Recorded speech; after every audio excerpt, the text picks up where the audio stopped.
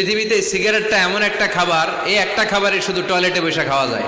তামাক গাছ যেখানে চাষ করে ওইখানে কোনো বেড়া দেওয়া লাগে না, ওটা ছাগলও খায় না।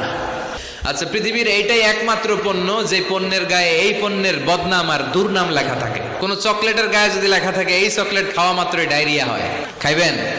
কমু তোরটা তুই খা, তোর ডায়রিয়া হোক।